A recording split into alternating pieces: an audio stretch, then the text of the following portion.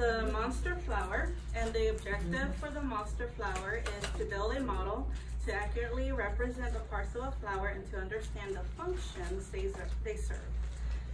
Okay, so the first thing that you're going to do is read the book entitled Plantzilla to do the active engagement or the engagement part of it. I'm saying that I noticed that this book is very colorful and a lot of verbiage, like a lot going on each page. And I was saying I have 45 minutes with my kiddos, so I would maybe recommend reading this beforehand before you actually give them the actual model to make and all the materials, just so they have this as a reference, because it's a great book. And we were just talking about how even 5th graders and up love to be read to no matter what. So great book. And then after you read the book to them, you're going to explain to them that they're going to, well, why don't you talk about, I know they have to do a plan. Yes, that the sheet of paper is for them to sketch their flower, their monster flower.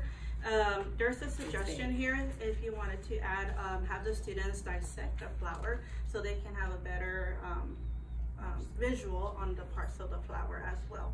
And then we'll provide a variety of materials for them, and there's a list of vocabulary words in which we also discuss some of these vocabulary words. We can actually select it based on the grade level that you're teaching. It can go from simply pistil, the stamen, the petal, and the sepal, or you can go, if you're into, for myself, middle school, go into the reproductive parts as well of each of the pistil and the stamen.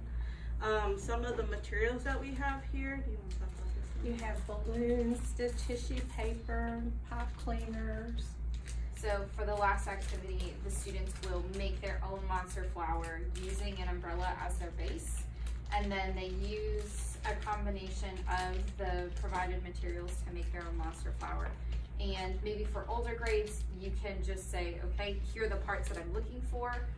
Go figure out what you want to build them out of using any kind of materials. Or for younger grades, you can kind of walk it through with them step by step and say, okay, get a pipe cleaner balloon, and this is going to be your filament and your Stamen.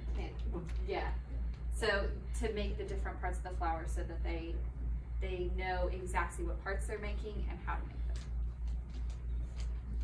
So that's the monster flower. Thank you. Great.